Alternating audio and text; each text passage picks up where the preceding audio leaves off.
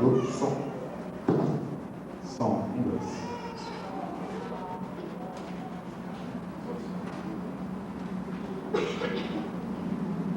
A paz do Senhor, igreja. Hoje vamos apresentar aqui uma homenagem a Jesus aqui, rápida. Antes da fundação do mundo, Jesus já existia. O Pai, Jesus e o Espírito Santo contemplaram a criação divina. E Jesus já existia. Jesus a esse mundo habitaria. E veio a desobediência do casal no jardim do Éden. Sangue derramado, animais sacrificados, e de suas peles roupas ao casal. E o Pai disse a Jesus: agora o homem se tornou como um de nós, pois conhece o bem e o mal. Depois que ele comeu do fruto da árvore da vida, ele não viverá para sempre. A maldade da raça humana, dilúvio e o fim do mundo. E Jesus já existia, e o plano de Deus continuaria. Deus chama Abraão e diz que dele virá uma grande nação. Através dele, todos os outros povos seriam abençoados.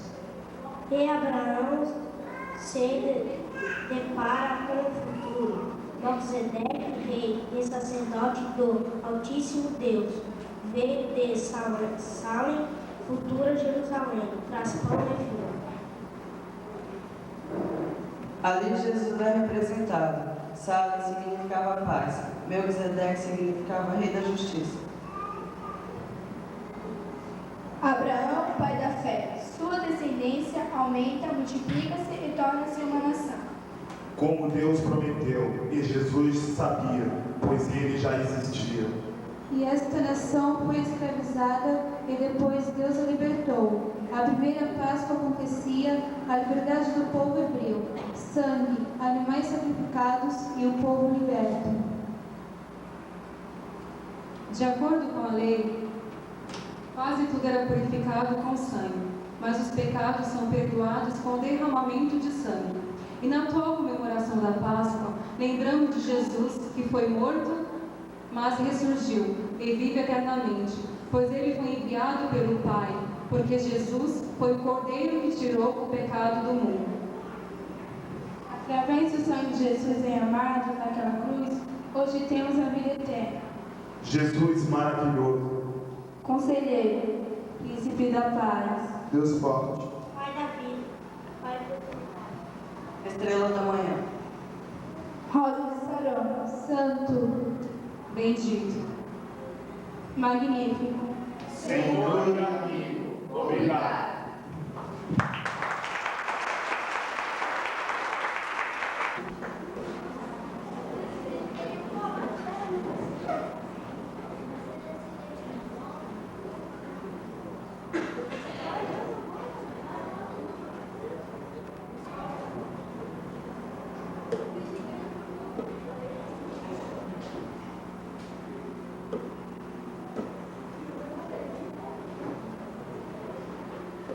Ok, pessoal, já que a professora não veio, vocês vão ficar esse período na quadra de esportes. Mas, por favor, sem gritos, tá bom?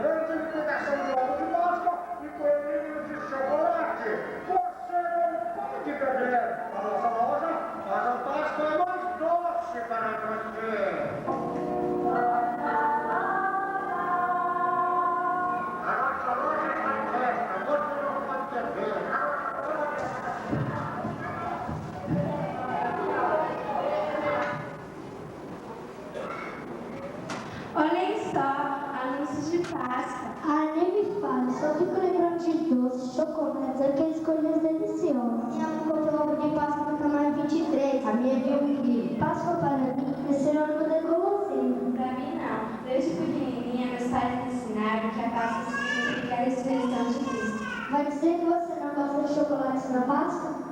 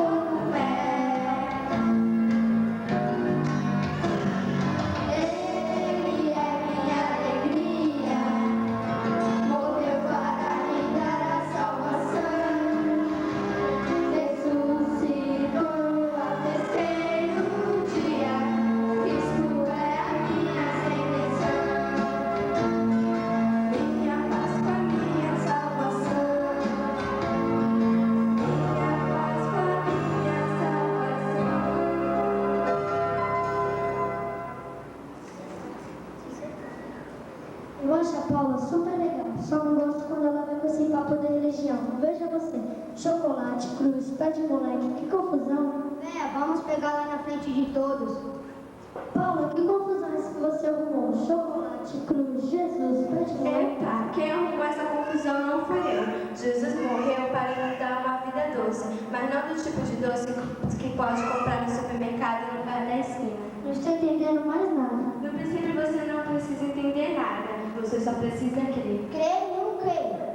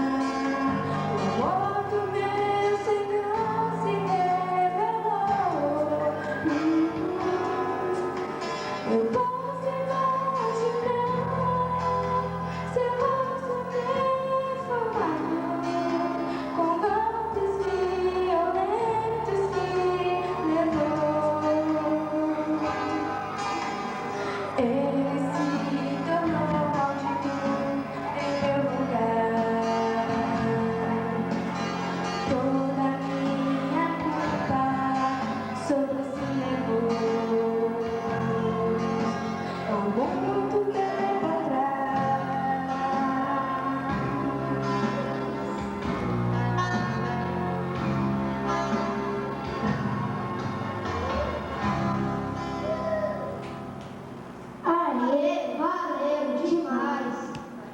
Paula, quando eu e o Felipe viemos aqui, tudo que nós queremos é que você fique morando com vergonha na frente de todos. Mas quando aquelas palavras entraram no meu coração, pude crer. Crer de todo o meu coração que Jesus morreu por mim. E agora a gente querendo saber mais sobre a Páscoa. Tá legal, mas eu não sei de tudo, conto com você.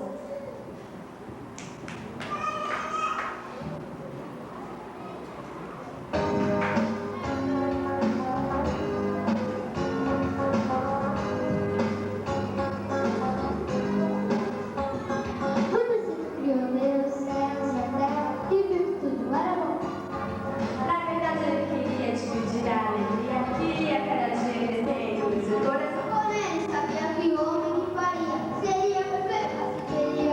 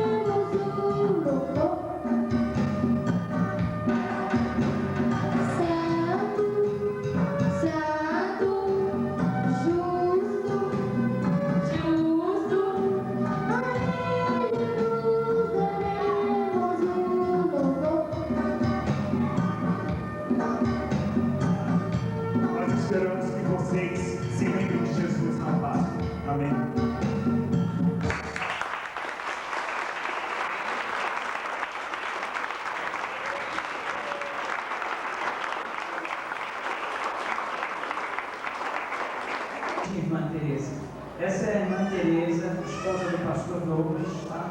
E a Priscila deve estar por aí, então já avisa que as crianças vão descer. Então as crianças até 7 anos podem estar descendo para o salão inteiro. Obrigado. Pensei que ela ia pedir dinheiro para comprar lanche depois do culto na cantina, mas era para avisar que as crianças desceram.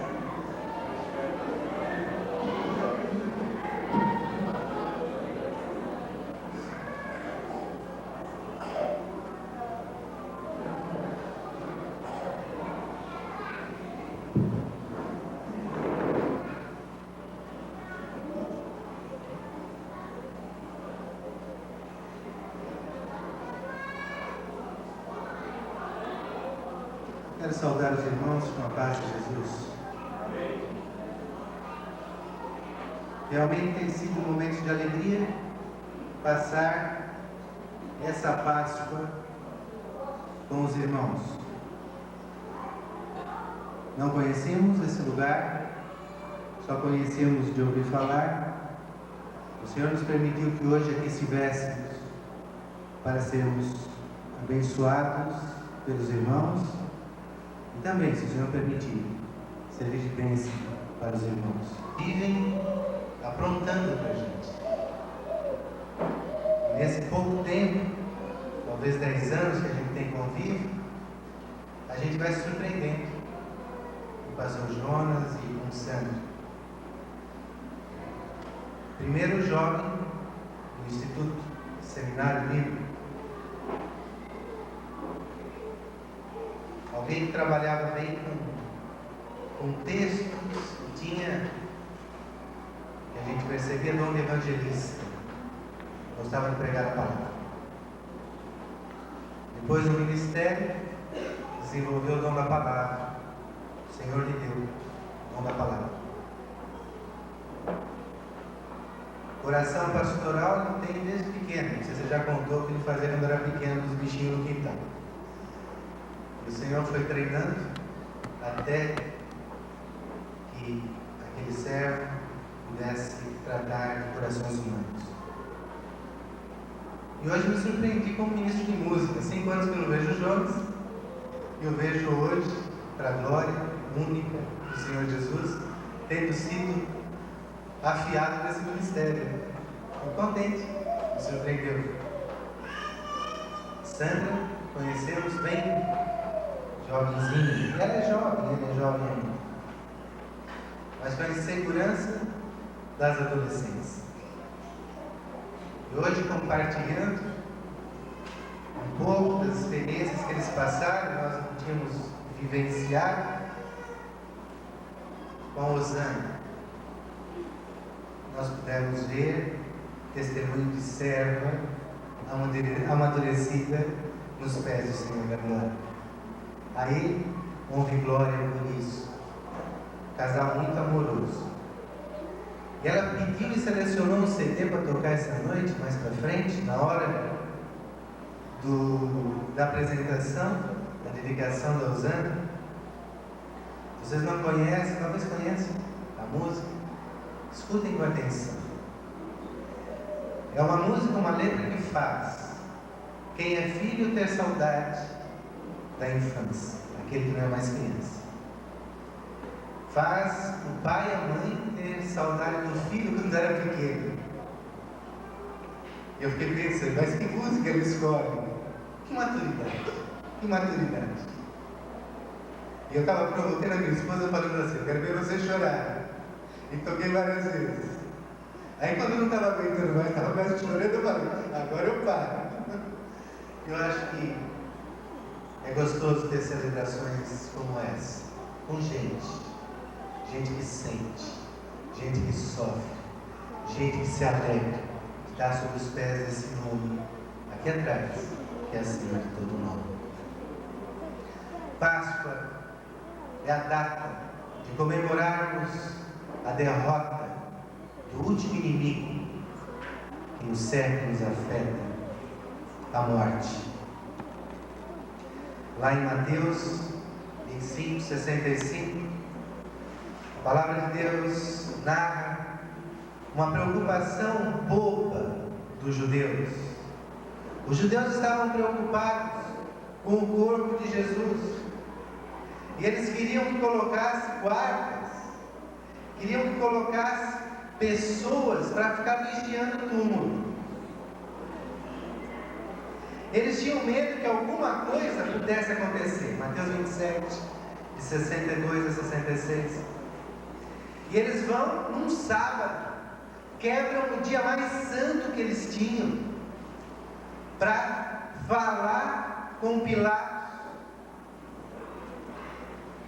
dizendo que eles tinham se lembrado que Jesus tinha dito que ia ressuscitar no terceiro dia. No verso 63 eles falam isso.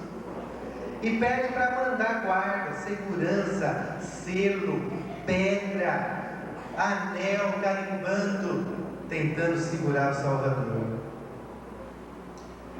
Pilatos é um homem de poucas palavras, nem todas boas, mas de poucas palavras. Aí ele chega e fala: "Entendes a escola, ide e guardai o sepulcro como bem vos parecer." Gosto mais da linguagem de hoje, que fala: "Como vocês puderem, como vocês conseguirem." Mas o nosso Jesus não pôde ser contido na morte, amém? Não dá para colocar guarda para segurar Jesus. Não dá para colocar polícia, exército para segurar o poder de Deus. De nada adianta instituições, homens, situações, governos e nem Roma para segurar o poder de Deus. Ressurreição. Ressurreição é um ponto tão importante, tão básico na fé, que os apóstolos não discutiam ressurreição. Não sei se vocês percebem, mas em nenhum evangelho, nenhuma carta, existe uma explicação do que é ressurreição. Ressurreição é fato, história. O apóstolo Paulo diz lá em 1 Coríntios 15, Pedro é testemunha, as mulheres são testemunhas, os discípulos são testemunhas, e depois mais de 500. Fato, história. O apóstolo ainda, quando fala de fé, fala de salvação, diz que é necessário crer na ressurreição para ser salvo, dizendo que com o coração se crê para a justiça, e com a boca se confessa a respeito da salvação. Se com a tua boca confessares Jesus como Senhor, e em teu coração creres que Deus o ressuscitou dentre os mortos, serás salvo. Tem que crer. Não tem que explicar. Se você está evangelizando alguém, não explica. Fala, creia. Como foi dito hoje, acho que numa peça que aconteceu. Creia, não somente. Os cientistas lá fora, eu acho que todo ano acontece isso. Eles trazem o santo sudário e ficam discutindo, e levam para uma faculdade, e vai para a universidade. Eles tinham chegado a uma última descoberta, e para Jesus gravar a sua silhueta naquele lençol chamado santo sudário, tinha que ter uma fissão nuclear no primeiro século.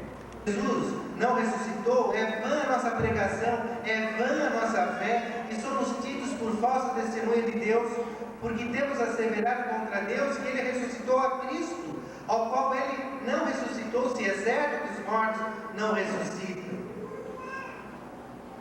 E quantas pessoas a gente encontra aí fora? Não, aqui a gente faz, aqui a gente paga, o inferno é aqui mesmo. A gente não escuta muito disso daí? E a palavra diz: se Cristo não ressuscitou, é vã a vossa fé, e ainda permaneceis nos vossos pecados. E ainda mais, os que dormiram em Cristo pereceram. Se a nossa esperança em Cristo se limita apenas a essa vida, somos os mais infelizes de todos os homens. Mas, de fato, Cristo ressuscitou dentre os mortos, sendo Ele as primícias dos que dormem, visto que a morte por um homem veio, também por um homem veio a ressurreição dos mortos.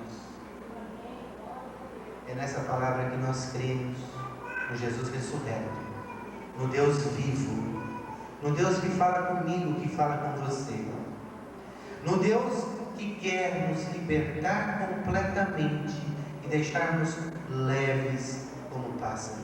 Amém? Eu gosto do jeito que essa igreja se cumprimenta com a paz de Jesus, né? A paz do Senhor. Não é costume nas igrejas congregacionais. Então a gente que não tem o costume, a gente se embaraça todo. A gente fala paz de Jesus, paz do Senhor, paz de Deus, boa noite, não sei, a gente perde um pouco. Mas é muito carinhoso. A gente sente esse carinho quando o irmão chega, a irmã chega e fala a paz do Senhor. Eu creio que é esse o costume da igreja. E Jesus tinha muitos costumes, e entre os costumes que ele tinha, ele falava salve, né? Falava salve. E lá em Mateus 28, versículo 9, o Senhor Jesus, na ressurreição, ele vai ao encontro daquelas primeiras mulheres que tiveram o grande privilégio de se encontrar com o Senhor redivivo, de ver o sepulcro vazio, e o Senhor chega para elas e fala salve, e elas aproximam, os abraçam, os pés, os adoram, e o Senhor Jesus, acho que vendo aquelas mulheres trêmulas como João em Pátimos, no primeiro capítulo de Apocalipse, tremendo de medo ao ver o Senhor da glória transformado, o leão na frente delas. O Senhor chega e fala assim: não temas, não temas. O nosso Deus é esse Deus. É o Deus que fala para mim e para você naqueles momentos que a gente não sabe o que está acontecendo, o que vai acontecer, aquele momento que a gente desequilibra, parece que o teto vai cair, que o chão vai puxar de baixo.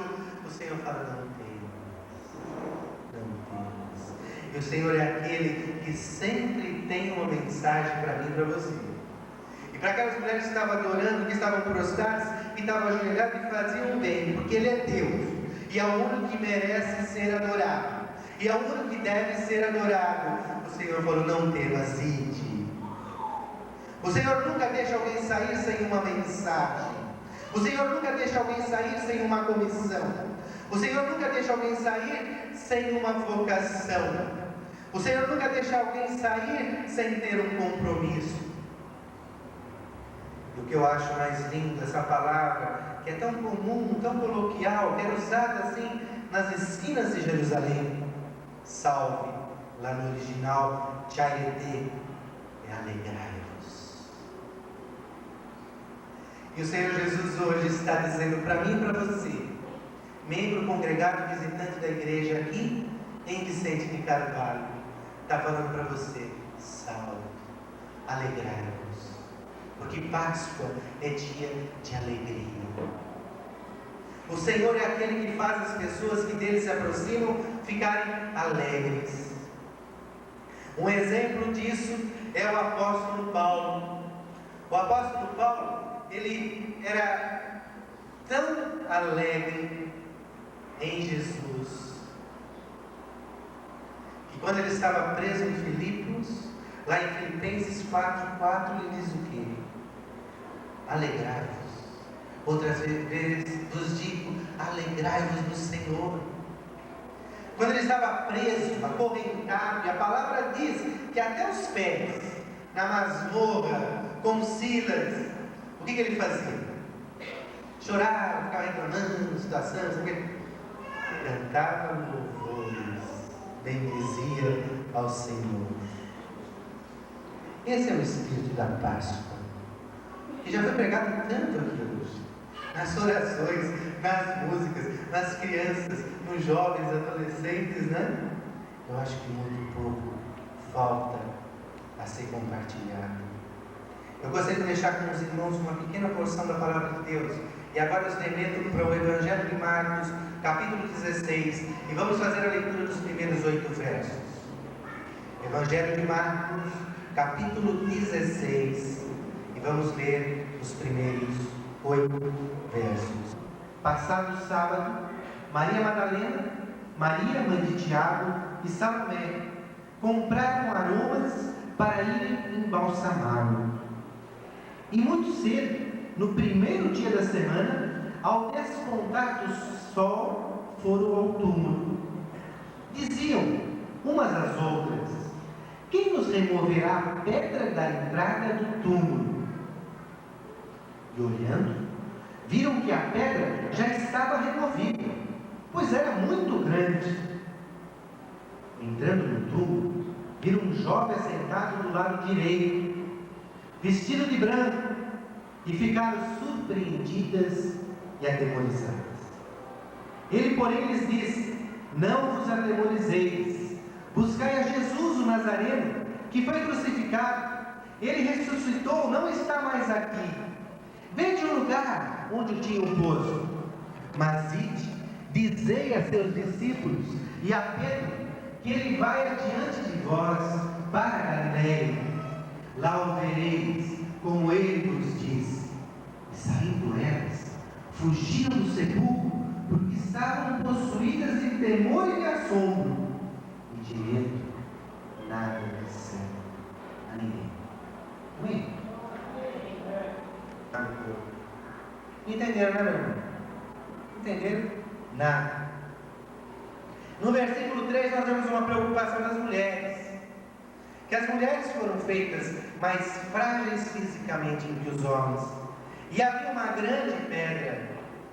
E tinha que rolar aquela pedra. E elas não tinham aquela força. E elas estavam preocupadas em quê? Em rolar uma pedra. Elas criam que Jesus estava ressurreto lá esperando? Sim ou não? Não.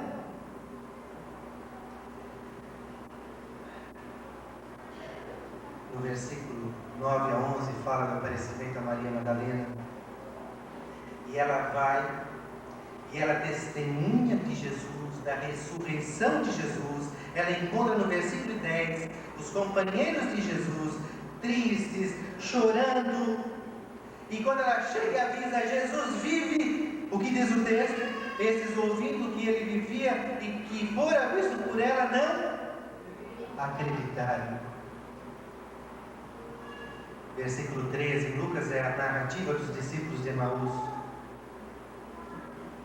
Indo, eles o anunciaram aos demais, mas também a esses dois eles não deram crédito, eles não creram. E finalmente o Senhor Jesus, no versículo 14, quando encontra essa turma de discípulos da igreja gloriosa, da igreja primitiva, o que o Senhor faz com ele? No versículo 14 aí de Marcos 16, censura-lhes o quê? Primeiro, a incredulidade. Em segundo, a dureza de coração. Crentes descrentes. Esquisito. Pregar sobre crente descrente.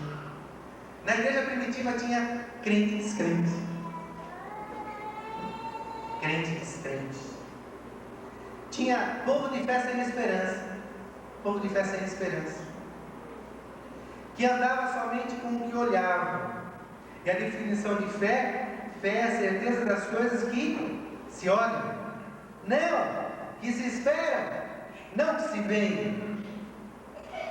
De fato, que ainda não aconteceu. Isso só aconteceu no primeiro século? Sim ou não? Nós somos melhores do que Pedro, do que Tiago, do que João, do que os discípulos de Emaús? Somos. Vamos confessar que nós temos um pouco dentro de nós daquilo que chama natureza humana, com limitações, que temos dentro de nós muitas vezes dúvidas, temores, inseguranças. Sim, temos ou não? Ou já cheguei no céu chegando em Vicente de Carvalho? Temos dúvidas, temores, insegurança. Meus irmãos, Páscoa é tempo de reavivar a fé. Páscoa é tempo de se alegrar-se na voz do Senhor Jesus. Páscoa é tempo de ouvir ou tornar a ouvir e obedecer ao Rei. Páscoa é tempo de ouvir o Senhor falar: ide anunciar, e sairmos e anunciarmos o Evangelho do Reino e o Messias. O Senhor deixou um recado aqui para o anjo. Deixou um recado. E anjo é mensageiro. Aquelas mulheres que foram as primeiras testemunhas do túmulo vazio, as primeiras a serem confortadas com não tem mais, elas receberam uma mensagem. Hoje, pela fé, eu e você somos desafiados a irmos até perto do Calvário e olharmos pela fé aquele túmulo vazio. E a perder perante o Rei da Glória os nossos temores.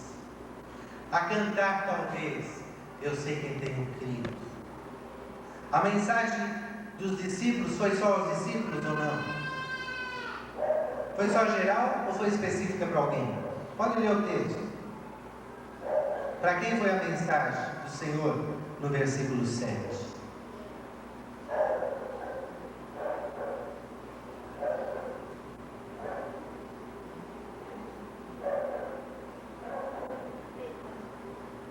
Quem? Geral. É todo mundo.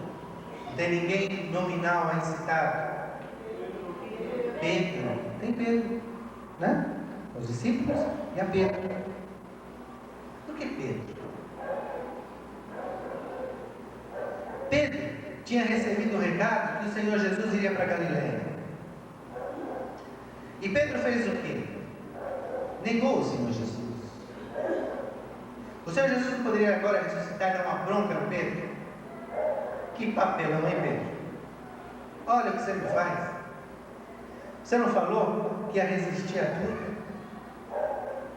Cortou até com a espada a orelha daquele soldado. E eu acho que Pedro não tinha essa pontaria, ele não queria acertar a orelha. E Jesus teve que fazer um milagre lá e emendar a orelha do soldado em Getsemane. Chegar para Pedro, Pedro, mas que coisa, cada uma que você me apronta, Pedro. Jesus faz isso? Não, o Senhor manda o recado a ele, Pedro, eu estou indo para Galileia. Pedro, a história continua. Sabe por quê, meu irmão, minha irmã? Porque o nosso Deus não é Deus de igreja. O nosso Deus não é Deus de multidão de discípulos. Ele é o meu Deus, Ele é o seu Deus. Tira o nome de Pedro aí, coloca o seu nome. O Senhor está interessado em você. Ressurreição, além de levantar os mortos, significa também levantar o que está caído. E o Senhor queria naquele momento, com aquele recado mandado pelas mulheres, levantar Pedro. Quem quer derrubar é Satanás. Quem quer derrubar são aqueles que não têm a visão espiritual de Deus. A palavra de Deus diz que quando nós temos uma carga, nós devemos fazer o quê? Levar as cargas uns dos outros. Não é isso? E o Senhor estava tirando uma grande carga de Pedro. Imagina aquelas mulheres chegando para os discípulos e falando: olha, o Senhor já foi para Galileia. Pedro ia colocar a mão na cabeça, ele tinha dito isso. E eu vou lá. Você já viu crente desviado com vergonha de vir para a igreja? Eu vou lá. Você já teve algum momento assim de falar: puxa, mas hoje, eu já pensei isso, eu falei isso, eu fiz sei lá o quê, e tem vergonha e quer se esconder de Deus? Pedro estava nessa. E o Senhor sabia. E o Senhor faz o quê? Vai avisar a Pedro, eu estou indo lá. A história continua, meu irmão, minha irmã. Eu não sei porque o Senhor me mandou dar esse recado aqui hoje. Com todo respeito, o problema dele e é seu se você está nessa condição. Se você está caído, ou se você tem segurado, mirrado, prendido na sua mão algum ministério, não sei, campanha evangelista, campanha de missões, um passo que você deu na frente e que você não continuou, travou. Não quero saber o que travou. Se entrou pecado, se pintou insegurança, se as coisas do mundo começaram a sufocar, se é obra maligna. Se é obra maligna, está amarrado em nome de Jesus, não tem nada disso. Mas se você está preso, está travado e sente que o Senhor está falando com você, é você que eu quero. Levanta, age. Essa obra é tua incumbência. Ser forte e age. Eu não sei quem é você, mas tenho certeza. O Senhor me manda falar tudo. É para alguém aqui hoje. Se você está caído no seu ministério, você veio de outro lugar e está aqui sem ministério, o Senhor está falando, age. Essa obra é tua incumbência. Age. O Senhor está dando um recado nominal para você hoje, em nome do Senhor. Levante e age. Amém? Desapareceu da presença dele, está no versículo 31 do capítulo 24 de Lucas. E disseram um ao outro: porventura não nos ardia o coração quando ele pelo caminho nos falava, quando nos expunha as Escrituras? Coração aquecido. Eu creio nisso. O Senhor tem aquecido meu coração muitas vezes na minha vida. Às vezes vai esfriando, sabe? E daqui a pouco vem uma palavra, vem um testemunho, vem um cântico, e eu sinto o Senhor massageando meu coração, aquecendo. E é irresistível. E é gostoso. Né? Às vezes eu escuto mensagem e eu falo, se eu já não tivesse aceitado, Jesus aceitava que eu fiquei tão gostoso. Não é assim? E a gente vê o Senhor falando com a gente. Eu não sei quem é o Pedro daqui, ou quem é a Pedra daqui. Mas eu sei uma coisa, que Deus está chamando homens, mulheres, jovens desta igreja, adolescentes desta igreja, para uma obra. E se tem alguém na retaguarda, talvez por uma queda, por palavra, por pensamento, por por ação, o Senhor está falando hoje: a vida continua. Venha para mim, eu vou te perdoar, e você vai seguir o seu caminho. Amém? Feche seus olhos, abaixe as suas cabeças. Páscoa, tempo de ressurreição, de reafirmação da fé, de reinício. Páscoa, tempo de dizer ao Senhor: Senhor, eis-me aqui. Eu gostaria que você, onde você está, se coloque na mão do Senhor agora, em nome de Jesus. Se você está bem com o Senhor, glorifique o Senhor e fala: Senhor, permita que eu não caia. Permita que eu continue assim, bem, que eu meu filho. Eu tenho sentido a sua bênção, eu tenho sentido o fluir do seu Espírito dentro de mim. Continua fazendo a obra através de nós. Agora, se você hoje se tem sido como Pedro, acanhado, nem tudo, filho, acovardado, amarrado com cadeias, provocadas pelo pecado, pela timidez, pela insegurança, por obra maligna, em nome de Jesus, fala ao Senhor: Senhor, quero começar de novo a partir de agora. Eu quero receber, Senhor, o seu perdão, pois a palavra diz: se confessarmos os nossos pecados, Ele é fiel e justo para nos perdoar de todos os pecados e de toda injustiça. Fala: Senhor, eu quero confessar o meu pecado. Às vezes o peito é assaltado por Satanás, ele é sujo, e ele chega e fala assim: olha, aquilo que você já fez, você já confessou. Se isso vem na sua cabeça, em nome de Jesus, fala assim: eu repreendo esse pensamento em nome de Jesus. Esse pecado eu já confessei, o sangue de Jesus já purificou. Se você quer hoje uma reconciliação, uma restauração de ministério, levante uma das mãos, onde você está mesmo? Eu quero orar por você. Se você sente como Pedro, limitado, seguro, travado, em nome de Jesus, levante uma das suas mãos agora. Fala: Senhor, eu tenho chamado, eu tenho ministério. Usa-me, Senhor, de acordo com a sua vontade. Amém. Eu não vou continuar insistindo. Amém. Eu vou falar pela última vez. Se você se sente como Pedro e quer hoje ser restaurado, Se você já pediu perdão, perdoa, irmã, saiba, ele já te perdoou. Talvez você não se perdoe, mas se você pediu perdão em nome do Senhor Jesus, ele já te perdoou. Ele é quem lhe perdoar. Levante a sua mão. Sente alguma coisa travar, fala. Eu vou levantar a mão em nome de Jesus agora. As amarras vão cair em nome de Jesus. Todos vão ficar de pé agora. Apresentando a nossa filha ao Senhor.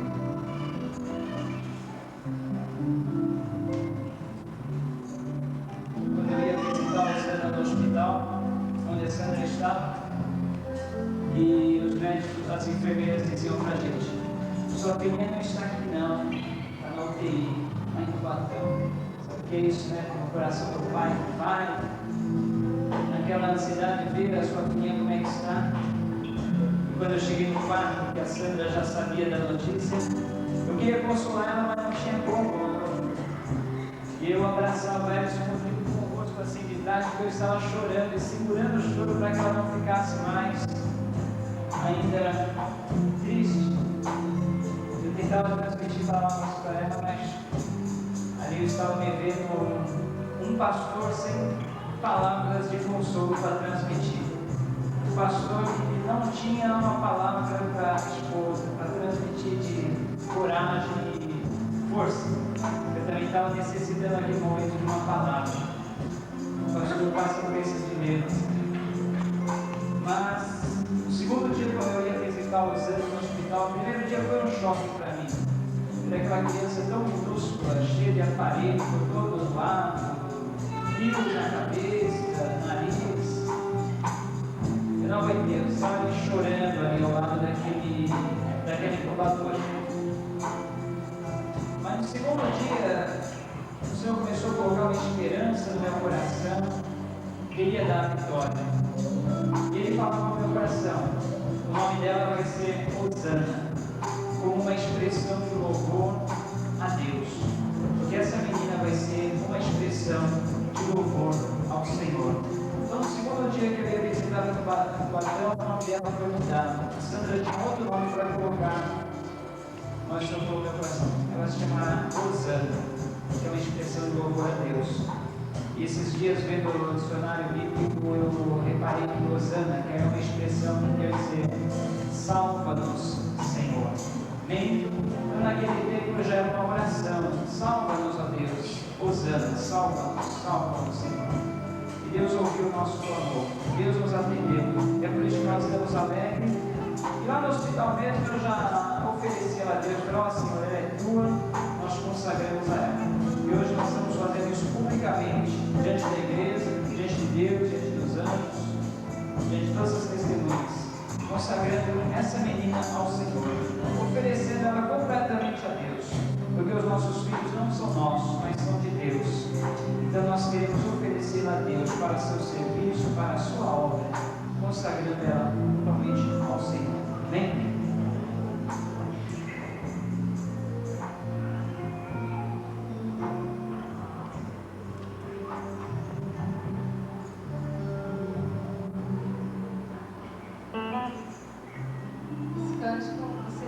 Quando eu fiquei sabendo que a Osaninha estava em Cubatão, ali no hospital, não sei se eu trouxe até o papel que eu preciso ir. O Senhor colocou na minha mente, né? Que é muito fácil a gente falar para você: tenha fé. Quando você está numa situação. Então o Senhor começou a falar, usar o mesmo cântico que Ele tinha me dado para falar comigo. Então eu gostaria que você prestasse bem atenção na letra. Entrega a Deus os teus problemas. Entrega a Deus a tua dor. Entrega a Deus tua ansiedade. Ele é o meu ajudador.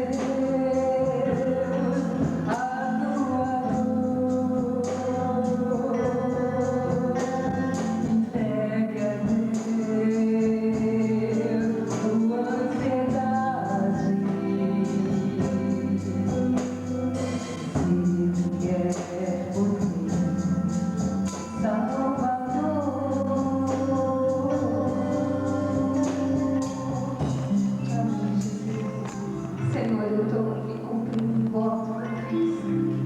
Que o dia que a Osânia fosse apresentada, Senhor, eu estaria cantando, Senhor, em louvor a Ti, Senhor, porque eu sei que somente o Senhor pode, Senhor, em todos os momentos e em todas as situações, Pai, estar nos sustentando, estar nos dando a coragem que nós precisamos. Nós Te louvamos e nós Te agradecemos, Senhor.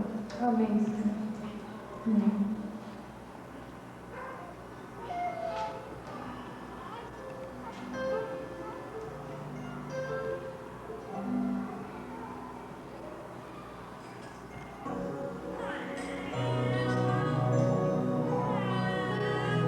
A palavra de Deus nos fala em uma ocasião, narrado lá no Evangelho de Marcos, no capítulo 10, no versículo 14, que trouxeram algumas crianças. O texto nos fala quem trouxeram as crianças, mas com certeza foram as mães. Trouxeram algumas crianças para que Jesus as tocasse, as abençoasse. E os discípulos repreenderam as crianças. Olhando o contexto de que Jesus vinha daquelas discussões que eles faziam, de evangelismo, de missões, né? E devia estar cansado. Os apóstolos estavam errados. Jesus estava cansado. Mas quando Jesus viu isso, que os apóstolos falaram para ele tirarem as crianças de pé, que estava cansado, a palavra usa um termo muito forte. É uma das raras vezes, mas somente duas aparecem no Novo Testamento, que o Senhor Jesus se indigna, fica irritado, fica indignado, inconformado. E o Senhor Jesus fala assim para eles: deixai vir a mim os femininos, que não os embaraceis. Vindos tais é o reino de Deus. Em verdade vos digo, quem não receber o reino de Deus como uma criança, de maneira nenhuma entrará nele. Então Jesus tomou aquelas crianças nos braços. Eu creio que eram crianças pequenas. Ele tomou-as nos braços e, impondo as mãos, as abençoou. O Senhor Jesus, então, é que nos dá o exemplo de abençoar, de dedicar as crianças. Como o pastor Jonas disse, os filhos não são nós, são do Senhor. A herança do Senhor são os nossos filhos. E nós temos esse privilégio de podermos criá-los, né? Vê-los crescer. E o Senhor quer que a gente faça da melhor forma possível.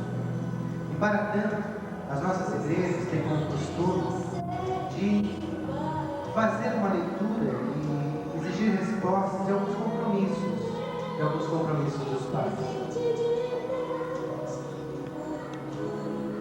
E eu gostaria de perguntar a vocês, gostaria que vocês me respondessem afirmativamente ou negativamente. Prometeis educar aos anos na crença do Pai, do Filho e do Espírito Santo, nos eternos princípios do Evangelho de Cristo. Prometeis dar a educação que pudermos